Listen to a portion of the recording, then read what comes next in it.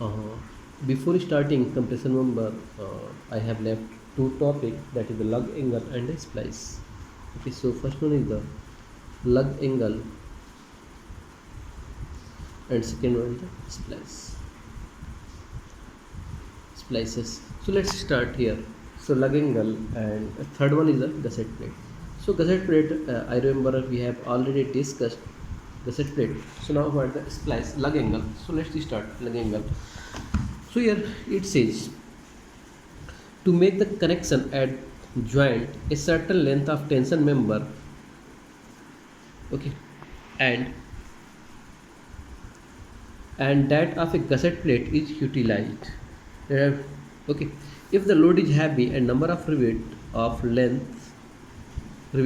oblique length of rivet required for making connection is large, the size of gusset plate required may be uneconomical. As the alternate to this, an additional angle is used along with the tension member for the length required to accommodate the connector to make the connection. Such angle is called lug angle. Okay. So now suppose that we have to take the, अभी हमने कुछ question solve किया, वहाँ पे हमें 8 7 7 हमें rivets use करने पड़े. तो इस केस में यदि हम जब ज़्यादा रिविट यूज करते हैं तो उस केस में क्या होगा, प्रॉब्लम होगी कि हमें ज़्यादा that is the gusset plate की लेंथ उसकी डिक्रीज होगी. तो उसका एक दो रास्ता है कि एक हमें यदि सपोज दैट 10 यदि रिविट देनी है तो हम उसका क्या करते हैं, see that figure. Suppose that हमें 10 रिविट देनी है तो 5 रिविट इस पर दे देते हैं, 5 रिविट एक और एंगल लगा के उस पर कनेक्ट करके बैक टू बैक कनेक्ट करते हैं द सेम साइड. यदि हम उस पर रिविट लगाते हैं सपोज 1 2 3 4 5 एंड यहाँ पे 1 2 3 4 5. सो यार सी दैट यदि हम इसको डायरेक्ट यदि हम 10 रिविट लगाते हैं तो एटलीस्ट यदि हम इसको यहाँ पे लगाते हैं तो कम से कम यहाँ पे जाता. सो हियर आपका जो गसेट प्लेट है it about the twice. Gusset plate क्या होता है, गसेट प्लेट ट्वाइस हो जाती. बट यहाँ पे क्या करना है, चूँकि हमने क्या लग एंगल यूज किया है. लग एंगल मीन्स हमने सिर्फ इसी एंगल पे नहीं, उसके बैक साइड में एक angle section here this is called this rivet or this called your which rivet. Okay, ये कौन सा रिविट कहलाता है, ये this called your this called tack rivet. So this called your tack rivets. So tack rivet, as you know, we do not count the strength of the tack rivet, but here it's make to join that rivet. Okay, so ये tack rivet यहाँ पे use किया है इस angle section को, इन दोनों angle section को connect करने के लिए, जिससे कि जो 10 हम एक्चुअली सो यदि हम थोड़े से फिगर में करें तो हमारे पास जो हमारे 10 रिविट लगाने हैं सपोज क्या, तो हम इसको, ये हमारा गसेट प्लेट हो गया. Now we are going to here angle section 1 2 3 4 5 6 7 8 9 10. So for the heavy load, so now you are going to increase the gusset plate length by this much. Okay, up to here. So यदि हम लग angle लगाते हैं तो लग angle में क्या करना है, ये आपका गसेट प्लेट है. So now here this is your angle section. Now provide angle section here. So use 5 rivet here, 1 2 3 4 5, and use 1 2 3 4 5. Okay, and here by tack rivet. Okay, so that हमने क्या किया, इस छोटे से भी गसेट प्लेट के base में. So here यहाँ पे सी दैट यहाँ पे यदि हमें 2B यूज हो रहा है तो यहाँ पे B ही सिर्फ यूज हो रहा है. तो इस केस में हम क्या करते हैं, लग एंगल यूज करके जो हमारी जनरली आप कह सकते हो कि जब लग एंगल यूज करते हैं तो वो क्या करता है, गसेट प्लेट की लेंथ कम करने के लिए यूज होता है. ओके, सो लग angle. So now here see that as an alternate, this is an addition to angle is used along with the tension member for length required to accommodate the connector to make the connection. हमने क्या किया कि जो हम यहाँ पे 10 rivet लगा रहे थे, हमने इसको डिवाइड कर दिया, कुछ रिविट इस पे लगा दिया, कुछ रिविट इस पे लगा दिया, जिससे हमारा क्या होगा, जो गसेट प्लेट है उसकी जो लेंथ है वो इंक्रीज होने से बच गई, जिससे हमारा ये सेक्शन इकोनॉमिकल हो गया. So now here lug angle may be designed as the follow. In case of angle section, lug angle and their connection to the gusset plate or other supporting members should be capable of developing a strength not less than 20% in excess to the force of outstanding length of the angle. The attached of the lug angle each angle member should be capable of developing 40% in excess of that force. Okay. So लग angle में भी design इस case में हो सकता है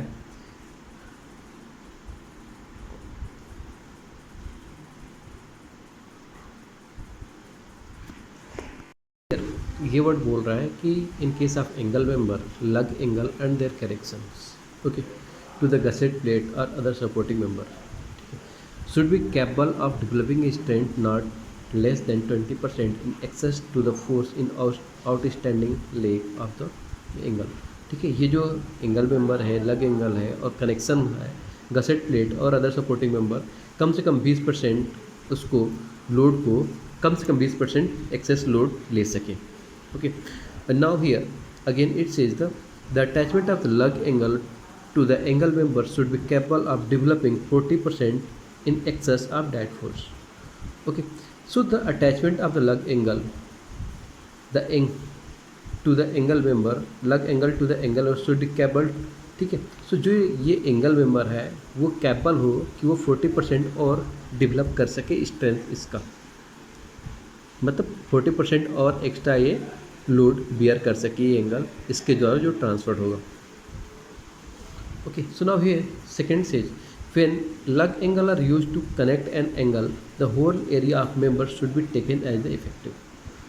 जब लग एंगल कनेक्टेड हो रहा है एंगल सेक्शन से सो टोटल एरिया ये टोटल एरिया इफेक्टिव हो जाएगा. Now the net area is calculated by deducting the area of rivet hole from the cross sectional area. Okay, so as already we are going to discuss, so minus these two rivets. In case of channel member, okay, channel member and the like, the lug angle and their connection to the gusset plate or other support. Actually आप इसे मतलब नहीं है, just remember what is the lug angles. ठीक है, so lug angles only provide to curtain the length of your gusset plate. So now next is the tension splice. Okay, so आपने packing पढ़ा होगा, so that's our okay. so कुछ packing से याद आ रहा है. so यदि जब हमारे पास दो सेम थिकनेस के मेंबर के जब दो सेम थिकनेस के मेंबर अवेलेबल नहीं होते हैं तो अलग अलग थिकनेस के मेंबर लगाते हैं, और जो डिफरेंस होता है thickness, suppose that now we are going to discuss here. Suppose that now यदि हम साइड पे वर्क कर रहे हैं और एक हमें 12 mm की हमारे पास एक फ्लैट प्लेट है और हमारे पास 12 mm की और फ्लैट नहीं है, और चूँकि हमें करेक्शन करना है और 10 mm की गसेट फ्लैट प्लेट है 12 mm. So now here you can provide the packing. So we can provide the packing, and now you can use here if you are using the that is the butt joint, no matter butt joint or lap joint.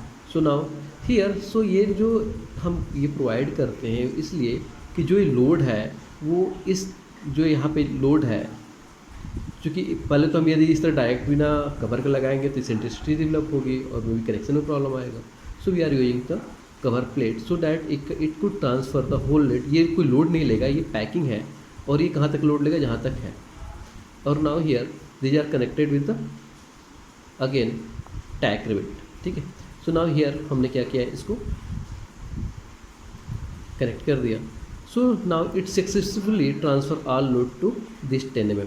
Actually ये जो packing होगा ये कोई load नहीं लेगा, ये load भी transfer करने के लिए 10 mm की लोड अल्टीमेटली कौन लेगा, 10 mm लेगा. ये 10 mm है तो 10 mm लेगा, ना कि ये टोटल. सो कवर प्लेट ओनली सो कि जो उसका सरफेस हो वो स्मूथ हो जाए, इसेंट्रिसिटी डेवलप ना हो, इसलिए कवर प्लेट लगाते हैं. So now here again it say the splice in tension member are use to join two section when a joint is to be provided. ठीक है, कहाँ पे होता है, joint are use to join two section. ठीक है, जहाँ पे ज्वाइंट प्रोवाइड करते हैं वहाँ पे ज्वाइन करने के लिए हो जाए. This replace the member at a joint where it is cut, where a splice occur in angle, channel, T or joint section. Splice कहीं भी हो सकता है, angle section, channel section, T section और ज्वाइंट सेक्शन में भी. The force is subtracted from the member through the connections on one sided to the joint and is transferred to the splice cover plate oblique angle section. Okay, जब ये कोई no motor ये जो connected ये सिर्फ ये connection के लिए जो होता है और फाइनली ये अपना ट्रांसफर करेगा लोड मेन मेंबर को. The force is then carry out these cover across the joint and transfer to the other portion of the member through the connection. ठीक है, ये भले ही इस पर लोड आ रहा है बट ये क्या करेगा फाइनली अल्टीमेटली ये अपना लोड ट्रांसफर कर देगा किसको, मेन मेंबर को. Okay, now here it says the splice connections for tension member is usually the riveted or bolted connection. Riveted or bolted connection में होता है. See that here generally here it's like that.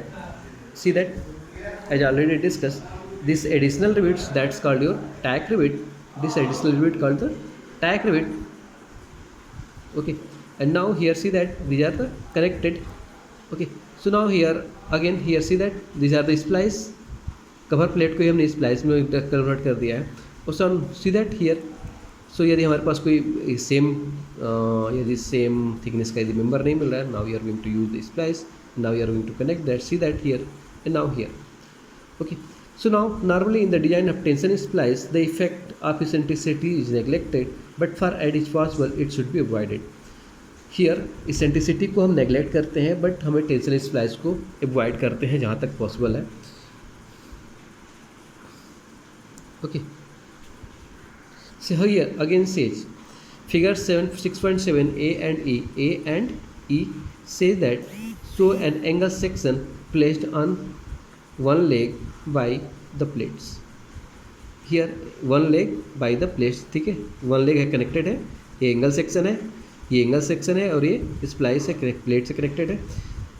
So here it says such an arrangement